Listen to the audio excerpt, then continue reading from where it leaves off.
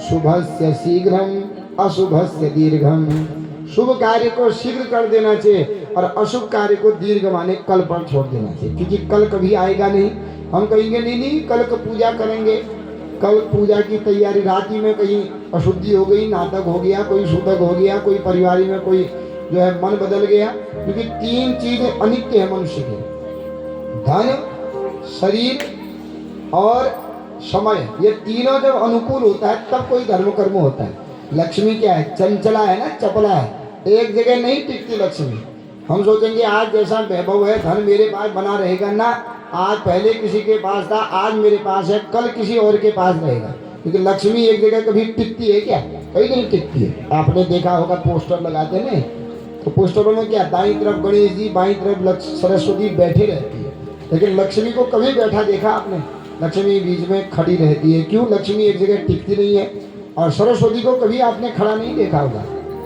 सरस्वती पहले आती नहीं और आ गई तो फिर ऐसा बैठ जाती है, फिर कभी जाती नहीं। ज्ञान यही तो है, ज्ञान पहले आता नहीं, आ गया तो फिर एकदम जाता नहीं है। और लक्ष्मी तुरंत आ भी जाती है, तुरंत चली भी जाती है, इसलिए चंचला है, चपला है, एक जगह नहीं टिकती।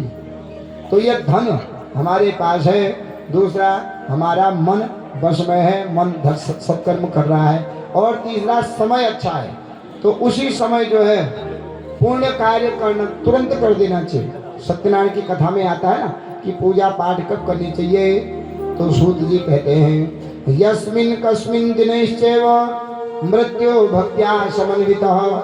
यस्मिन् कस्मिन् दिने, कोई मंगलवार न देखो, कोई न दिन देखो, क्योंकि भगवान, कौन सी ऐसी दिशा है जहाँ भगवान का वास नहीं है? कौन सा ऐसा दिन है जो भगवान का नहीं? हम कहते हैं शनिवार है, मंगलवार है, तो भगवान के बार नहीं है क्या?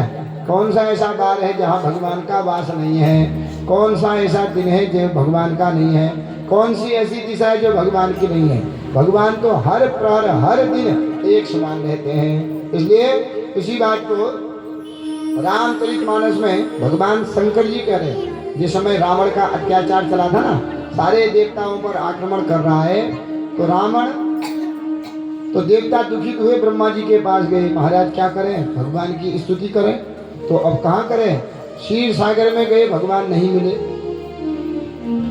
वैकुंठ में गए, भगवान विष्णु नहीं मिले। योगियों के हृदय में गए, भगवान नहीं मिले। तो कहाँ ढूंढे भगवान को? सब कहने लगे भगवान कहाँ ढूंढे, कहाँ ढूंढे, कहाँ ढूंढे। सर्वत्र भगवान को ढूंढ दिया, भगवान नहीं मिले। तो अब कहने लगे भगवान को कहाँ ढूंढे। तब भगवान, जब ये रामचरितमानस पार्वती को सुना रहे हैं, तब कहते देवी उसी समाज में मैं भी बैठा था, और तब मैंने देवताओं से कहा कहीं जाने की जरूरत नहीं है, मन ही मंदिर है, भगवान का तो घट घट में वास है।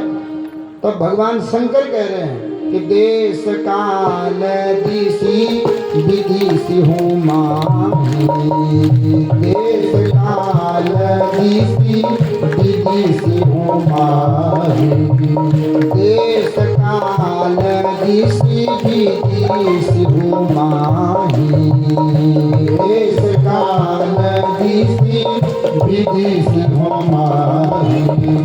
कहीं कहाँ जहाँ प्रभु नाही, कहीं कहाँ जहाँ प्रभु नाही।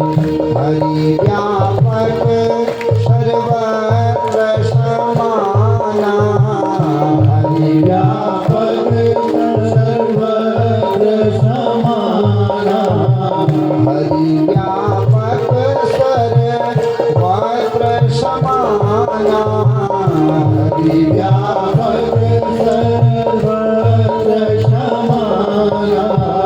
प्रेम के प्रकट होहि मैं जाना, प्रेम के प्रकट होहि मैं जाना, प्रेम के प्रकट होहि मैं जाना, प्रेम के प्रकट होहि मैं जाना। तो ये चौपाई भगवान भोलेनाथ देवताओं से कह रहे हैं ऐसी कौन सी दिशा है जहाँ भगवान का वास नहीं है। हरि व्यापक सर्वत्र समाना, भगवान समान रूप से सर्वत्र है। और प्रकट कहाँ होते हैं? पर सब जगह प्रकट नहीं होते हैं। तो प्रकट कहाँ होते हैं? प्रेम ते प्रकट हो ही मैं जाना, जहाँ प्रेम हो जाता है वहीं पर भगवान प्रकट हो जाते हैं। देखो एक खंबे पर प्रहलाद जी को प्रेम हो गया था कि नहीं? हाँ, उन्होंने सुनी थी बात, ईशावास्यमिदं सर्वं यत्किंचित् जगत्याम जगत, जगत में कोई ऐसी वस्तु नहीं है जिसके अंदर भगवान का वास नहीं है। अणोह अड़ियान महतो मड़ियान, एक छोटे अणु के अंदर भी वही भगवान है, विशाल पर्वतों के अंदर भी वही भगवान है। भरोसा था, वेद वाक्यम प्रमाणम, वेद का वाक्य प्रमाण है। तो कह दिया हिरण्यकश्यप ने कहा क्या इस खंबे में दिख रहा है भगवान? हाँ, मुझे खंबे में भी भगवान दिख रहा है। तो एक पुष्टिका का जो है मारा प्रहार किया तो क्या हो गया? खंबे से ही भगवान नरसिंह रूप में आ गए। इसका मतलब भगवान जहाँ भक्त की हाँ वहीं भगवान प्रकट हो जाते हैं। तो इस प्रकार से सारे जो है विचार करने लगे कि देवता हर काल हर समय पर है। इसलिए भगवान विचार करते हैं कि एक जगह युद्ध करने जाना है, दूसरी जगह यज्ञ कराना है, तो अभी का जो समय है वो समय है, शास्त्र कहते हैं कि सुबह से शीघ्रम, शुभ कार्य को शीघ्र कर देना चाहिए। क्योंकि हम सोचेंगे कल करेंगे, कल हुए न हुए भी। शुभ कार्य से पाप करते हैं और अशुभ कार्य से पाप बढ़ते हैं, दोनों का अंतर है ना। शुभ कार्य के पूजा पाठ जप तप यज्ञ दान स्नान गंगा स्नान करने से हमारे पूर्व जन्म के जो संचित कर्म हैं वह धीरे धीरे कटते हैं। और हम दुख क्यों पाते हैं कि हमारे पाप जब उदय होते हैं दुख पाते हैं, पुण्य जब उदय होते हैं तो सुख पाते हैं। तो ये पापों का शमन कैसे किया जाता है? पुण्य कर्म करने से हमारे पापों का नाश हो जाता है। तो इसलिए पांडवों का पुण्य उदय हो रहा है, और अगर मैं नहीं गया तो पांडव यज्ञ नहीं कर पाएंगे, और न जाने फिर बाद में करें कि नहीं करें। इस यज्ञ के द्वारा पांडवों का भी यश होगा, उनके पिता की भी सद्गति होगी। जरासंध को बाद में देखेंगे। पहुंच गए भगवान इंद्रप्रस्थ, पांडवों से ने स्वागत किया, महाराज यज्ञ करना चाहते हैं, ठीक है करो यज्ञ। तो महाराज कैसे करें, हमको तो यज्ञ के बारे में पता ही नहीं है, तुमने यज्ञ करना है, तुम्हारे यज्ञ में और तो कोई विघ्न नहीं करेगा, जरासंध जरूर विघ्न करेगा। इसलिए क्या करो, पहले जरासंध को मारो तब तुम्हारा यज्ञ होगा, नहीं तो जरासंध तुम्हारे यज्ञ में विघ्न कर देगा। तो महाराज कैसे मारे उसको, वो बलवान राजा है।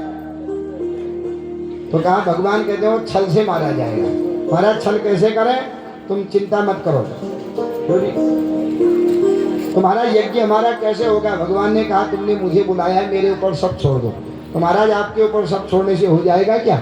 भगवान कहते तुम छोड़ करके देखो एक बार, तुम्हारे यज्ञ को मैं पूर्ण कर दूंगा।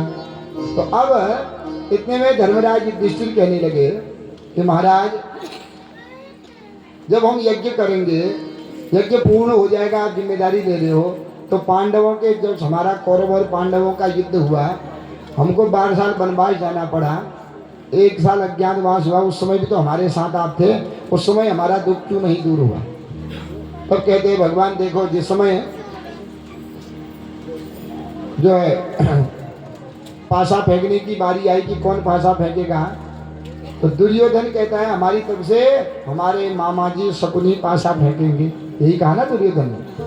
तो धर्मराज युधिष्ठिर क्या कहते हैं, ठीक है हमारी तरफ से भीम दुर्योधन पासा फेंकेगा, क्योंकि भीम खूब जुआ खेलता था, तो उनको पता था कि भीम जीत सकता है। अगर उस समय तुम कहते कि ठीक है तुम्हारी तरफ से शकुनी पासा फेंकेगा, हमारी तरफ से कृष्ण पासा फेंकेगा, तो अगर उस समय तुम मेरी याद करते तो उस समय फिर तुमको दुख भोगना ही पड़ता, क्योंकि तुमने उस समय किसका गर्व किया कि भीम खूब पासा खेलता है, ये जीतेगा। उस समय आई क्या मेरी याद? कि उस समय तुम सुख में थे, इसलिए सुख में मेरी याद कोई नहीं करता, दुख में सब सुमिरन करते हैं। और जो सुख में मेरी याद करेगा उसको दुख कभी आएगा ही नहीं। द्रौपदी जी कहती है महाराज तुमने पहले क्यों नहीं आए मेरी चीर बढ़ाने के लिए, लास्ट में क्यों आए? तब कहा देखो द्रौपदी, जब तक तुम में शक्ति थी तुम सबसे पहले भीष्म पितामह के पास गई, मुझे बचाओ, उन्होंने आंख नीचे करी। दुर्योधन जो है पांडवों के पास गई एक एक करके, जितने भी सभा में सम्मानित थे उनके पास गई। जब सबने आंखें नीचे कर दी तुमको कोई नहीं बचा पाया, फिर भी तुमने दांतों पर अपनी साड़ी दबाई थी, दुशासन खींच रहा था, लेकिन उस समय तक तुमको याद नहीं। जब तुम्हारी दांतों से साड़ी गिरी तो तुमने अचानक हे केशव बचाओ कहा। तो जब तुम्हारा सब सारा छूट गया तुमने केशव कहा, तब मैं आया। तो जब तुम मुझे याद करोगे तभी तो मैं तुम्हारे ऊपर क्या करूँगा, दया करूँगा। याद का ही उल्टा तो है ना दया। हम परमात्मा को याद करेंगे, परमात्मा तभी तो हमारे ऊपर क्या करेंगे, दया करेंगे। अब हम याद ही नहीं करेंगे तो फिर परमात्मा हमारे ऊपर दया कैसे करेंगे। तो इस प्रकार भगवान कहते हैं छोड़ करके देखो एक बार, तुम्हारा यज्ञ पूर्ण करूंगा। ठीक है महाराज, ये यज्ञ आपका है, आप जैसे निभाते हो। भगवान कहते हैं पहले जरासंध को मारना है, छलिया है, छल से मारना पड़ेगा। तो कैसे छल से? भगवान ने कहा मेरा यज्ञ है, मेरे ऊपर फेंक दिया है, मैं अपने आप करूंगा। भीम और अर्जुन से कहा चलो जाते हैं मगध राज में, छल से जाना पड़ेगा। ब्राह्मण बन करके गए।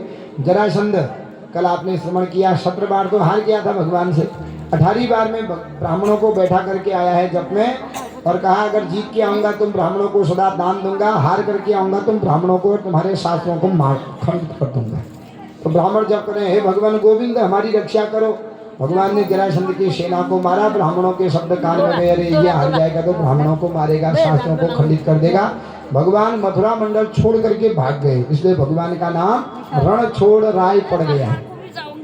तो भगवान कहते हैं तब से उसका विश्वास बढ़ गया, अरे ब्राह्मणों के मंत्रों पर, ब्राह्मणों के जब पर बड़ा जो है प्रभाव है। तब से जरासंध रोज ब्राह्मणों को दान देता है। तो भगवान कहते चलो ब्राह्मण बन करके जाए। ब्राह्मण बन करके गए, अनेक ब्राह्मण आए हैं। तो भगवान फिर अर्जुन फिर भीम लगे हैं उनके पीछे, आगे खूब ब्राह्मण है। अब जैसे ही भगवान की बारी आई, दुर्योधन ये पहचान नहीं पाया जरासंध। भगवान से कहता मांगो क्या चाहिए? भगवान कहते जो मांगोगे, जो मांगूंगा दोगे क्या? अवश्य दूंगा, मांगो। तो भगवान मांगने लगे। श्री भगवान वाच युद्धम नो देहि राजेंद्र द्वंद्वसो यदि मन्यसे युद्धार्थिनो वयम प्राप्ता राजन्य अन्यकांक्षिणः। राजन अगर देना है तो हमारे साथ युद्ध करो। जान गया कि ब्राह्मण तो वैसे ही डेढ़ हड्डी के कमजोर होते हैं, ब्राह्मण कभी युद्ध नहीं करेगा। जब ब्राह्मण नहीं हो सकते, ब्राह्मण होंगे तो युद्ध नहीं करते, क्योंकि ब्राह्मणों का युद्ध जो होता है शास्त्र विद्या से होता है, शस्त्र से थोड़ी होता है ब्राह्मणों का युद्ध। और ये कोई ब्राह्मण हो नहीं सकते। कहा युद्ध तो दूंगा, अब तुम पहले बताओ कौन हो? तुम मेरे द्वार पर आओ, युद्ध में दूंगा, ब्राह्मण बन करके आए हो, युद्ध करूंगा, पर कौन हो? भगवान कहते हैं असौ ब्रकोदरः पार्थ तस्य भ्राता अर्जुनो अयम अनयोर मातुलो यम्माम कृष्णम जानाति ते रिपुः। सबसे पूछे वाला है ब्रकोदर भीम, बीच में है तस्य भ्राता अर्जुन, और इन दोनों के मामा का पुत्र तेरा बचपन का शत्रु कृष्णम जानाति ते रिपुः, मेरा नाम कृष्ण। हंसने लगा, तेरे साथ तो मैं युद्ध नहीं करूंगा, तो भगोड़ा है, हारते समय भाग जाता है। ये अर्जुन तो मेरे सामने बच्चा है, ये क्या युद्ध करेगा? भीमस्तुल्यो बलो मम, भीम के समान मेरा बल है, मैं युद्ध करूंगा। क्योंकि मल्ल युद्ध वाले थे ना भीम भी, कुश्ती कहते हैं जिसको, और जरासंध भी कुश्ती वाले थे। अब अर्जुन को बच्चा क्यों कहा? क्योंकि अर्जुन धनुर्विद्या वाले थे, कुश्ती को जानते नहीं थे, इसलिए कुश्ती के सामने अर्जुन तो एक बच्चा है। तो बड़ा अखाड़ा बना दिया गया, युद्ध होने लगा, भयंकर युद्ध होता है। प्रातःकाल सूर्योदय होता है, शंख बजती है तो युद्ध होता है, संध्या काल में शंख बजती है, सूर्यास्त होता है तो युद्ध समाप्त हुआ। 27 दिन तक युद्ध हुआ, कोई नहीं जीता। 28वें दिन प्रातःकाल में, यह प्रातःकाल जब शंका को गए हैं, दीर्घ शंका को, वहीं से भागने लगे। भगवान भी पीछे पीछे भगोड़े। मैं एक बार भागा तो मेरा नाम आज तक भगोड़ा है, और जहाँ तहाँ सभा में मुझको भगोड़ा करके सिर नीचे करना पड़ता है, सब भगोड़ा कहते हैं। तो क्यों भाग रहा है? महाराज तुम क्या जानते हो, तुम तो हंसते हो, तालियां बजाते हो। जब जरासंध की भयंकर गदाएं पड़ती हैं, एक एक हड्डी टूट गई है, अब मैं नहीं लड़ सकता। भगवान कहते हैं आज तक तुमने अपने तपोबल से युद्ध किया है, आज के मेरी तरफ देखे करो। हार गए तो ठीक, कोई बात नहीं, मैं कल से नहीं कहूँगा, केवल आज मेरी तरफ देखते रहो। तो जब युद्ध होने लगा, अब इसकी जरासंध के जब गदाओं के द्वारा जो है मुष्टिका के द्वारा, प्रहार के द्वारा जब इनके शरीर टूटे, भगवान को देखें तो भगवान को देखने से इनको और शक्ति मिल जाए।